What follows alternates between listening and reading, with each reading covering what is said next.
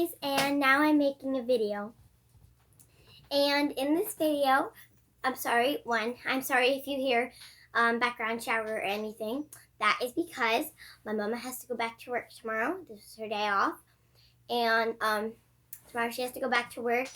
And so she is taking a refreshing bath to make her ready for tomorrow. With all the goodies to make her refreshed and able and everything, and just she has energy to do what she needs to do. But this video that I'm making is on Matthew 4 verses 1 through 11. And so in this video you will need your Bible, of course. And I wrote down some notes on my notepad, so you might want a notepad, notebook. I love notepads. A pen and a Sharpie. Highlighter. Sharpies and highlighters confuse me. Yellow, orange, green, blue, pink, and another yellow. So I think I'm good. But get out your Sharpies. I cannot get this right. Highlighters, pen. I'll let you have a minute to turn to Matthew 4, verse 1 to 11. It's the book after Zechariah. Zechariah is after Zephaniah. Zephaniah is after Habakkuk. Habakkuk is after Nahum, and Nahum is after Jonah, and Jonah is after Obadiah. Okay, I think I've gone enough. But little quick story. This Bible. This is a very special Bible. One, it has, you know why it's so special? Because it has 2 bookmarks. I'm just kidding. It is cool that it has 2 bookmarks, though, because I'm always trying to I wish I had 2 bookmarks. So it has 2 bookmarks. But that's not what I was really going to say. I'm just joking. If any of you guys know who J. Vernon McGee is, he is a preacher. I love him. So this is his Bible, and not his personally, like one that he read out of.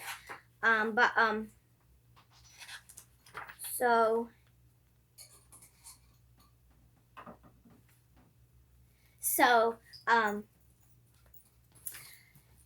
this Bible, I'm sorry, I was reading some things in the beginning that I forgot that I even wrote.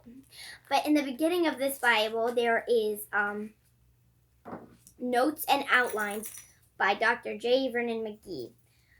So these are all of his notes and outlines of all of his teachings, which means that they're all of the notes and outlines for all the books in the Bible, because that's what he does. So these are his notes and outlines, and he also has Through the Bible radio bus, and I call it a listener. I don't know how I even came up with that name. But there's a lot, and then after that, there's the actual Bible. So there's that much of his notes and outlines, and then it goes into the real Bible, which is all of that. And so when I was about 8, my mom, we had a friend. My mama has a friend named Miss Patty. And hi, Miss Patty. I know you love your J. Vernon McGee. And actually, this is the Bible. Hi. We love you. So, Mama has a friend named Miss Patty, and she loves Dr. J. Vernon McGee. And I do too. And so my mom got a gift for me and Miss Patty. And it's a Through the Bible radio program, and it's a little. Uh-oh, I didn't mark my place. I think I'll be fine though. But it's a little thingy. It's a little device that has all of his sermons.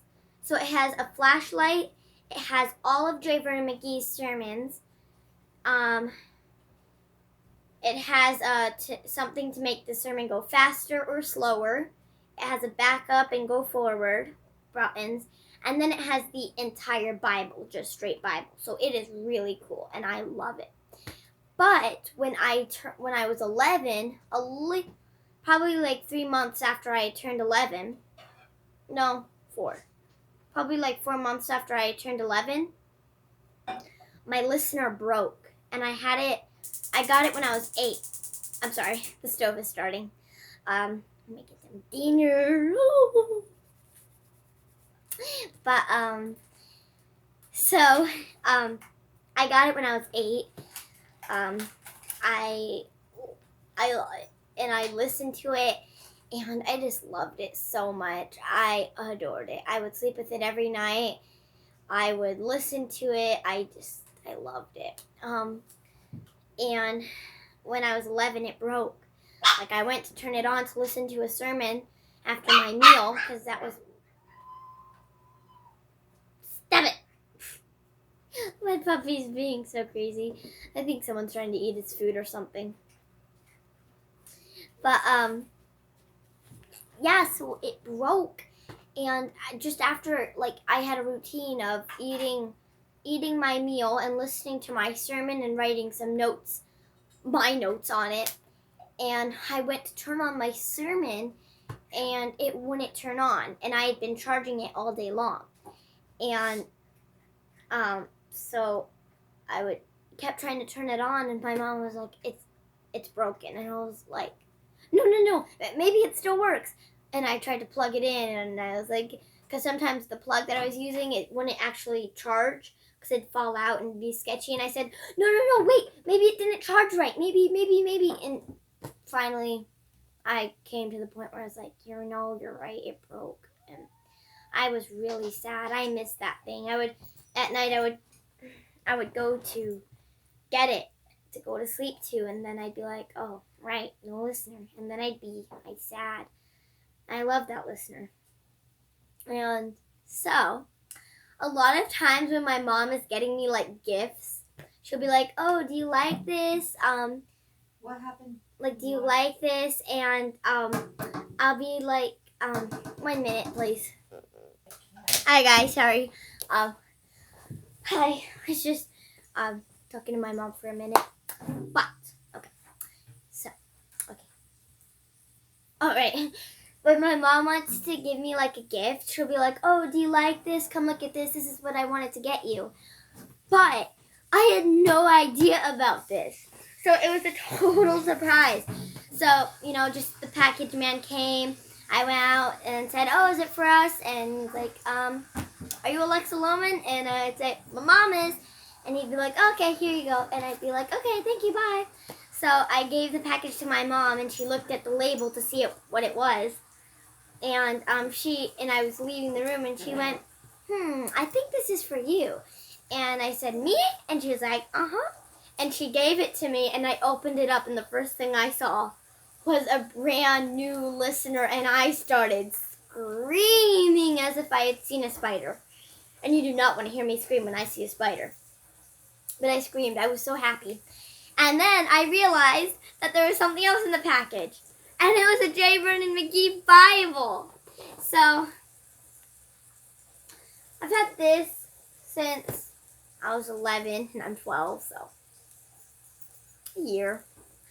And I love it so much. Anyways, I think you've been there by now.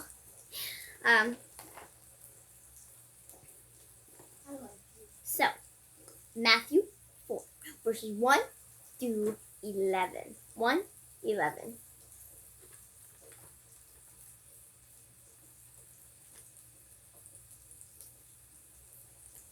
I'm sorry, guys. I didn't mark my place. I wanted to show you guys. Yeah, okay, never mind. Matthew 4, verses 1 through 11.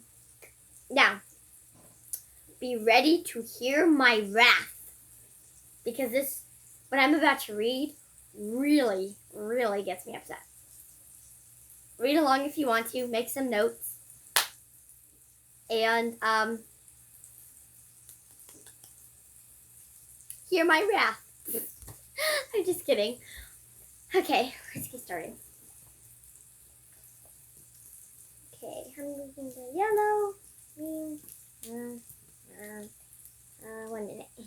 I need to do eeny, meeny, miny, mo. Eeny, meeny, miny, mo. Catch a tiger by its toe. If it hollers, let it go. My mom says to pick the very best one, and you are not it. Okay. So, I'm going to do yellow.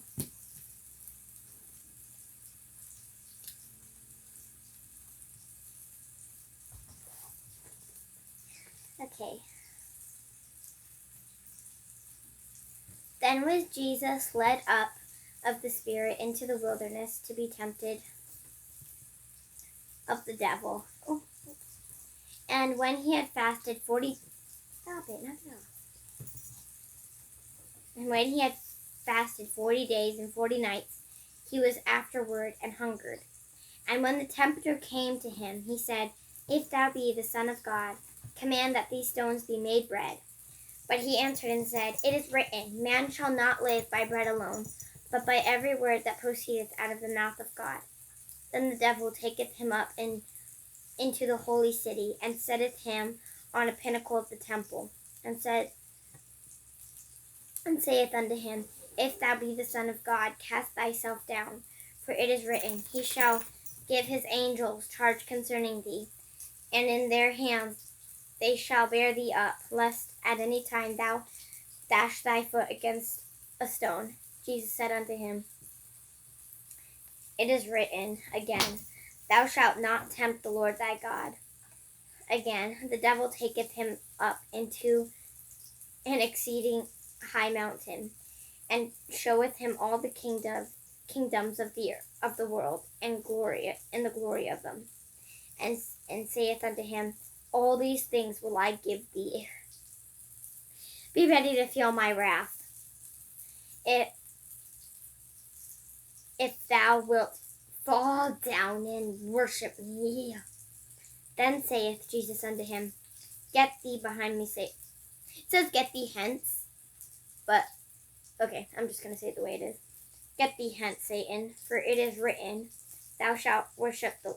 the only reason I said, Get thee behind me, Satan, is because, say, like, you're another child watching this, and you might not, like, some people might not know what get thee hence means. So I was saying, Get thee behind me, Satan, because that's what a lot of Bibles say, and that's how me and my mom say it. Get thee hence, Satan, for it is written, Thou shalt worship the Lord thy God, and him only shalt thou serve. And the devil leaveth him, and behold, angels came and ministered unto him. So, are you ready for my wrath? I'm just kidding. But, okay. And when he had fasted 40 days and 40 nights, he was afterward and hungered. So the Spirit had led him up into the wilderness, and he had not eaten for 40 days and 40 nights. Now, a lot of prophets, I think, have done that in the Bible. But us today, we can literally just, maybe we fast for like a week or something. But 40 days and 40 nights, we go, I need to eat. Like, I once made a mistake. I have fasted probably like 3 times. Twice was to search myself out and pray for my salvation, because after this video, I am making a testimony. And so you will learn about my fast there. But 2 of my fasts have been about myself and like searching myself out and like, God, what is inside of me? God, please come inside of me. God, what is wrong with me? God, search me. God, correct what is wrong with me inside of me. Another time, I was fasting for someone else. Well, actually, one time I fasted. You guys know my gospel video. Well, that time I did that. To just like pray and just go before God. Anyways, my point is once when I was fasting, searching myself out in my fast, someone came by and they had made freshly baked cookies. Guys, I fell. They looked so good. They were still warm. They were gooey. And this is the worst part. They were double chocolate chip. So in the middle of my fast, I was on day 2. I fell. I took my mom said, "Okay, take the cookies. Yay, thank you." And and in my mind I was like, "Yes, I will take the cookies and I will devour them." So I took them into my room and I ate every last crumb. And so I fell on just, oh no, I'm sorry. My dog has my computer cord. Stop it. Oh no, it's my charging cord. That's even worse. I don't have another charging cord for my tablet. But guys, I fell on day 2. Day 2 for double chocolate chip warm in the oven cookies. And Jesus, and not just Jesus, but prophets went for 40 days and 40 nights without food or water. I mean, I am going to shake myself crazy. Crazy. Stop it. Stop. Like, I really don't want to hurt his feelings. Because, like, he'll yipe and screech if I don't let him up with me. But, like, seriously, guys, he's chewing my cord. Like, it's ridiculous. I can't spare cord for you. Sorry, bud. Get your own food toys. And I'll offer him, like, stuffed animals that I don't want anymore. And he'll be like, "What's that thing?" And then he'll be like, ooh, owner, mommy's charger, yummy. I'll be like, oh. Anyway, so Jesus went for 40 days and 40 nights without food. Oh my word. I'm trying to imagine that, and literally I want to go in my cupboard and search for something to eat just thinking about that. Oh, it's crazy. He's amazing though, right? Like, he's amazing. And it's only because of him empowering those prophets to be able to even still live after 40 days and 40 nights in the desert. Well, in the wilderness. I'm guessing that the wilderness is the desert. I mean, I don't know what else the wilderness would be. I mean, because there's forest. And I'm pretty sure the desert is the wilderness. I don't know. But, so, anyways, that's where they are. And, okay, verse 3. Oh, wow. I can make a whole hour out of just verse 1. Oh, dear. How are we ever going to get through this? Okay, verse 3.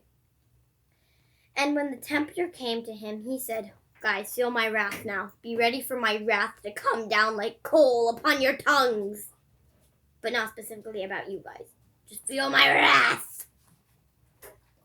Because this verse is about to make some people, I'm sure I'm not the only one. Some people are about to go crazy.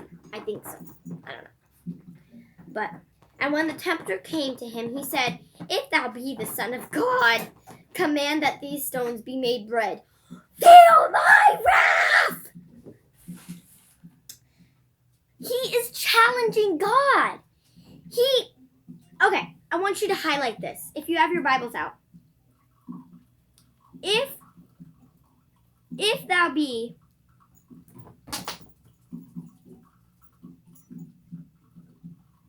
Son of God, command that these stones be made bread.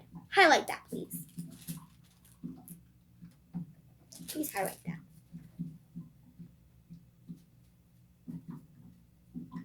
Thank you, guys, have that highlighted. If thou be the Son of God, command that these stones be made bread. Okay, Satan, listen up. He's God.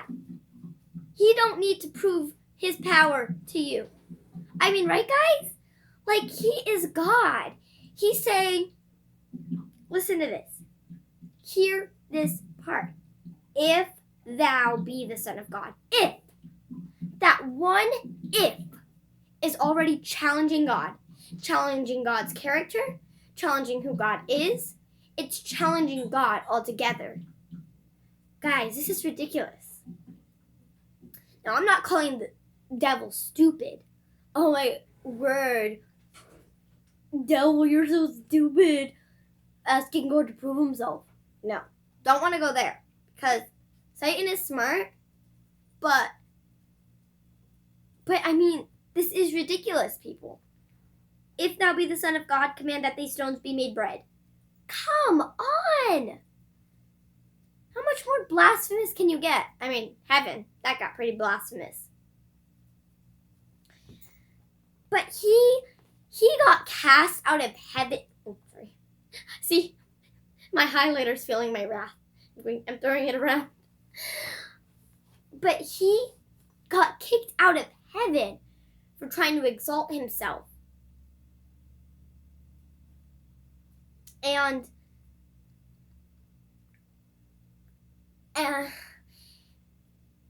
he's not afraid to do that.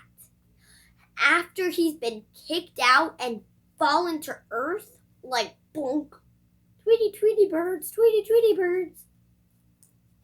He's still not scared to challenge who God is. This is God. Son of God, God in the flesh, people. Jesus, God, whoever. He is God. He is challenging God. I'm putting my wrath on the puppy's head too. Calm down, Rachel. But he is challenging God. He's still not scared to challenge who God is. Who do you think you are? And do you guys realize that there is a way, like, God could have just been like, oh yeah, I'm God, and watch this, zap, oh nom nom nom nom, in your face. Oh, are you hungry? Sorry, I'm the one eating the bread. God could have been like that. Well, probably not the are you hungry part. I get a little carried away. But he could have gone, zap, boom, wow, and just eaten it and satisfied his hunger. But no, he says here, but he answered and said, it is written,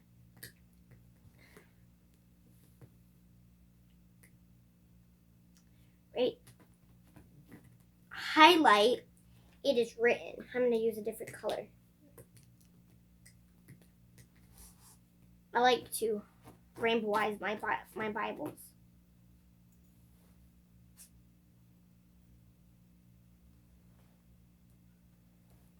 It is written, man shall not live by bread alone, but by every word that proceedeth out of the mouth of God.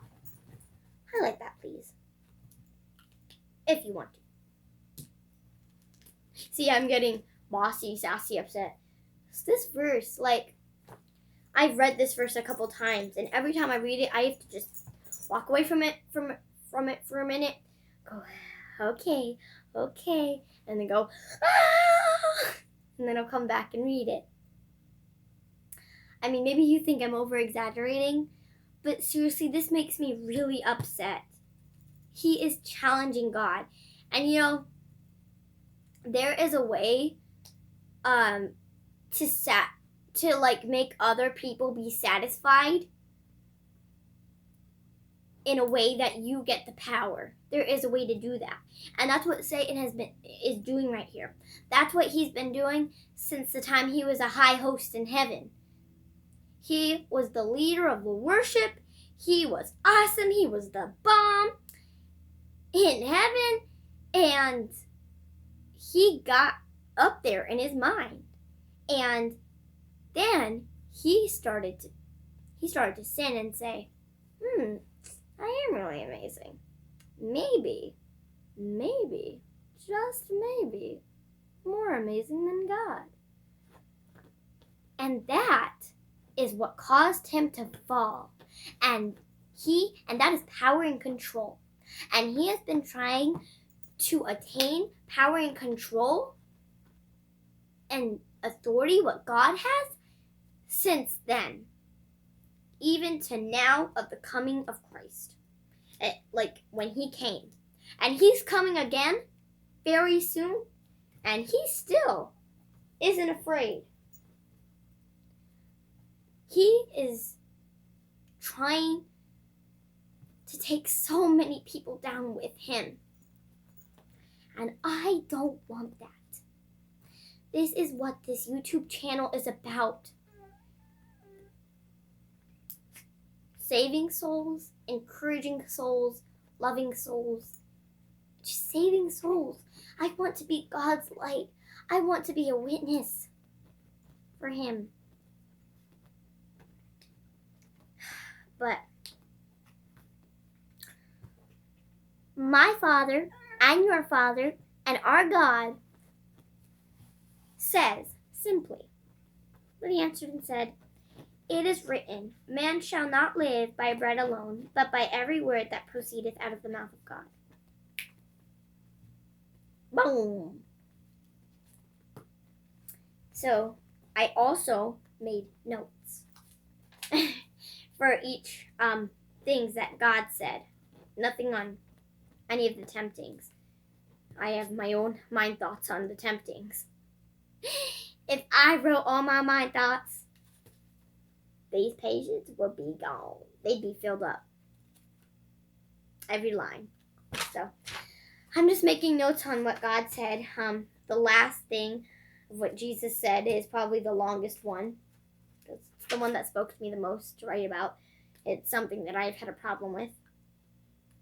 But my note on that first one, it is written, man shall not live by bread alone, but by every word that proceedeth out of the mouth of God. I think that's a popular one, but that's what I wrote. It is important to not let the flesh be more powerful than God's will in your heart. Jesus, when he was on earth, constantly, throughout the entire Gospels, talked about doing his Father's will. I'm not of myself, but of my Father. I'm here to do my Father's will. And honestly, we have to, this is how I test my character before God. I use this verse to test my character. I say, if I were there in the wilderness, I had not eaten for 40 days or 40 nights, what would I do? And I had the power to turn those stones to bread and devour them. What would I do? Would I give in to my flesh? Would I say, oh, yes, I've been given permission to eat and to zap it. I'm going to zap it and eat. Would I do that? Or would I say, no, I will feed my soul and make sure my soul is full of what is good, sweet, and holy before I ever satisfy the will of my flesh. That is how I quiz my character. So then let's move on. Then the devil taketh him up into the holy city, and setteth him on a pinnacle of the temple, and saith unto him, If thou be the Son of God, cast thyself down. For it is written, He shall give his angels charge concerning thee, and in their hands they shall bear thee up, lest at any time thou dash thy foot against a stone. Again, he's challenging God. Highlight. Stop. And there's something I want to point out here too.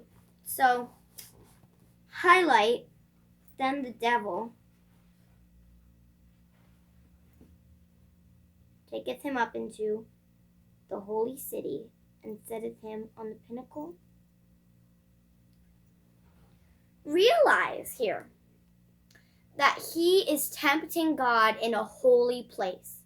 The temple is a holy place. And it even says here, the holy city. That's where Satan was tempting him, in the holy city. Just wanted to point that out. And he says, and saith unto him, if thou be the Son of God. Again, after God has addressed him, he goes again to say, if thou be the Son of God, prove yourself. Prove yourself to be the Son of God. Prove yourself. Stop. It would kind of be like Satan is not part. Stop. Satan is not part of God's family. This is just an analogy to try and explain this. I am sorry. He is I'm wondering if he ate some catnip or something. Doggy nip. If they ever invent a dog thing called doggy nip, I'm never getting it for him. He already acts as if he's had catnip and doggy nip. Calm down. He just made a spiteful face at me like.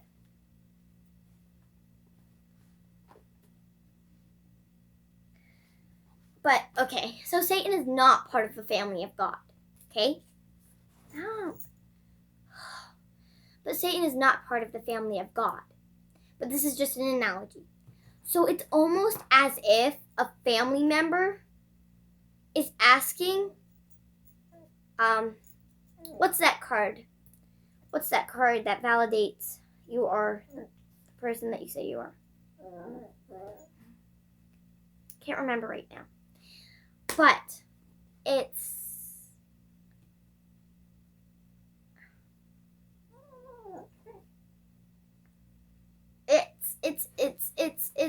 as if your family member, it's as if your sister is asking you to prove yourself. It's as if your sister is asking you to prove that you are her sister. I don't know a good analogy, but it's like Satan knows that he's the Son of God. He knows. Doesn't need God to prove it. Shush it. Over the top with that guy. I'm about here with what I'm reading. He is putting me down here. And I'm only this tall. He will make me explode. But Satan knows who God is. It is simply a usurping of control and power. Like I said, he's been trying to do that since the day he was the high host in heaven leading the worship group. Oh! I'm an opera singer. Do not mind me. Oh! Anyways, he has been trying to get power and control and dominion over the world and God's throne since he was the high one in heaven. Like I said, maybe I'm pretty awesome. Maybe just a bit more awesome than God. That's what started it. And, you know, I've struggled with power and control too. Really, I have. Honestly. I have struggled with power and control. And God has just taught me so much to just be like, you know what? Okay, I release everything. I let go. I'm yours. Take me. Here I am. He's taught me to do that. And I thank him so much for teaching me submission and trust. I thank him so much for that. Well then, Jesus said unto him, it is written. Please highlight this too.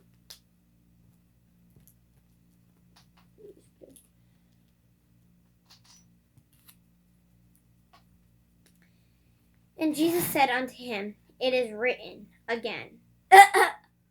You can almost hear Jesus getting annoyed. Like, have you ever heard like your mom say, I've asked you to do this again and again. You can almost hear Jesus being like, okay, I'm getting tired and sick of this. You better knock it out. He's going, it is written again.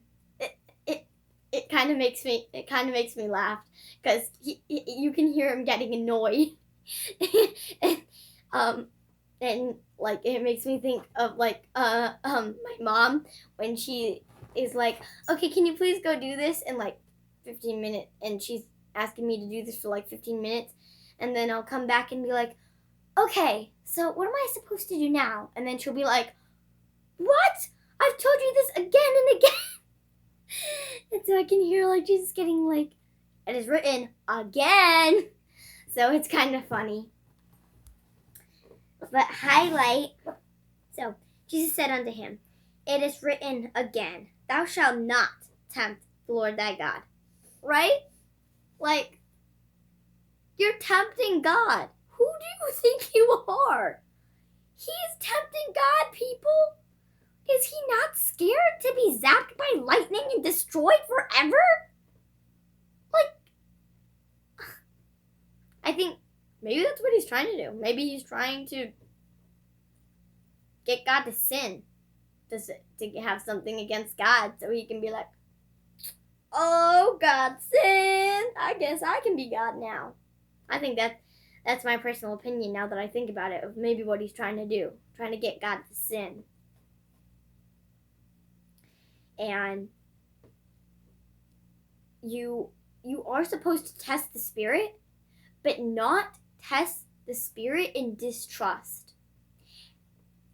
So, and like, I'm gonna fall, catch me.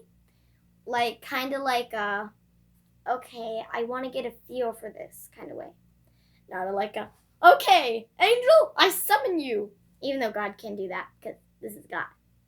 But, like, I am going to fall, and angel, you are going to come and catch me. I summon you. Because that would be God proving that he's God, which would make God prideful. And God is anything but prideful. Seriously, getting whipped and hung on a cross. How much humility then to ask God to forgive them, for they know not what they do. How much humility and love do you have to have in your heart when those exact people are beating you with the kind of whips that have like nails in them? And they'll beat them, and the nails will go into your skin and drag out your skin, like rip off your skin. And have you ever, maybe you guys have seen The Passion of the Christ? Oh my word, I cried so hard in that movie. I cried when I saw my Lord being hurt that way, even if it was just a movie. It wasn't just a movie. It was a movie expressing something that really happened. And I cried. I cried so hard. My mom had to pause the movie and call me away for her to just hold me for a minute, because I was crying to see him treated that way. And he had such humility to do that for everyone, and to ask for his Father to forgive the very people who were doing that to him. There is no greater love or humility than that.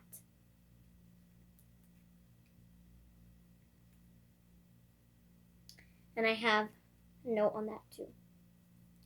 If you think you can bribe or tempt God, then you are in a very dangerous place. He is God. He is the way, the truth, and the life. You cannot bribe him or tempt him. Don't try it. Just ask and you will receive. Knock and the door will be opened. Seek and you will find. Have faith. Don't bribe or tempt or hint. I've had a pattern of sometimes my mom will be doing something and I'll be like, oh, that's so cool, or something like that, and I'll hint, and she'll be like, you know what, just ask in faith, have faith. You don't have to, like, it's kind of deceptive, you know? It's kind of deceptive, like, kind of like you're complimenting them, or like, Oh, that's so pretty on you. They'll be like, oh, you want to try it on? And you're like, oh, yes, please. I mean, you could just ask, hey, can I try that on? Like, faith. No distrust, just faith. Like, that looks really good on you. Can I try it on? Just, hey, that looks really nice on you. Do you think I could try that on? Just be real. Just real is good.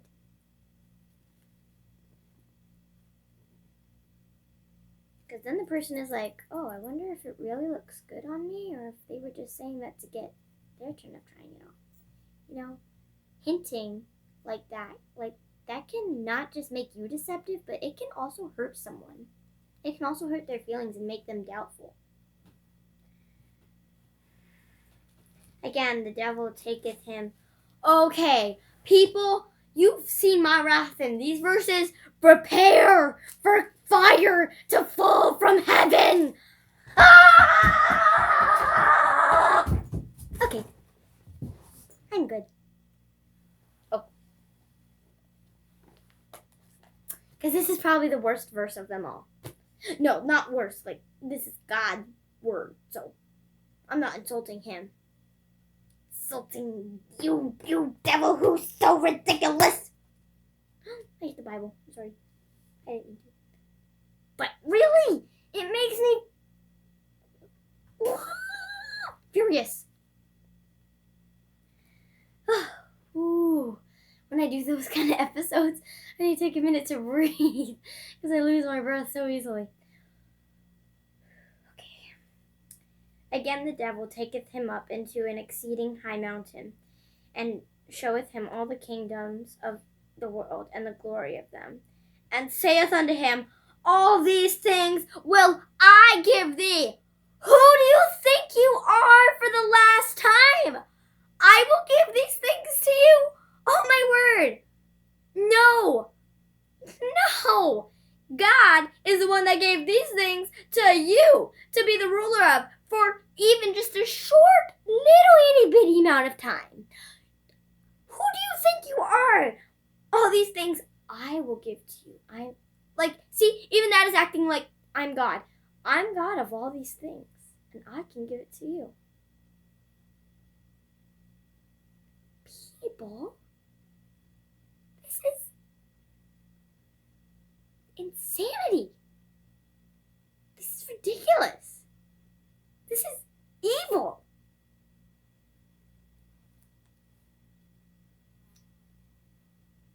All these things will I give thee.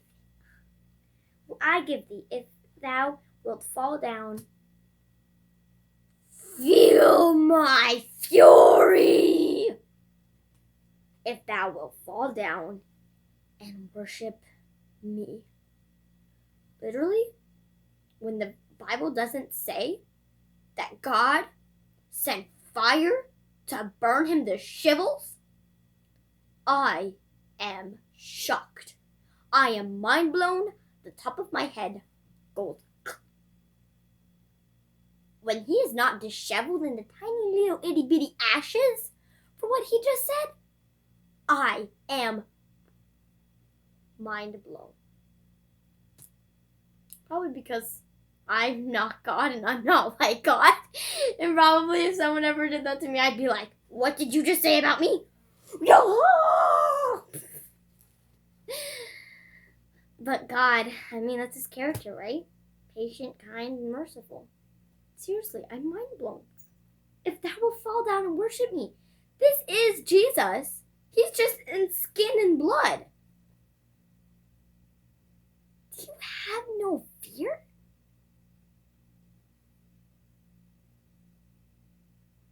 Mind blown. Then saith Jesus unto him, get thee behind me, Satan. Now he's done. The second time he said, it is written again. And now he's saying, get thee behind me. Go. That's it. I'm done. Shush it. You're done. Get out of here before I do zap you. Actually, that's not what he was actually saying.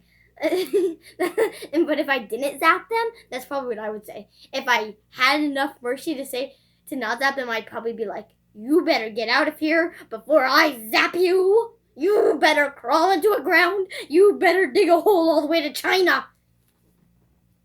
So I don't zap you.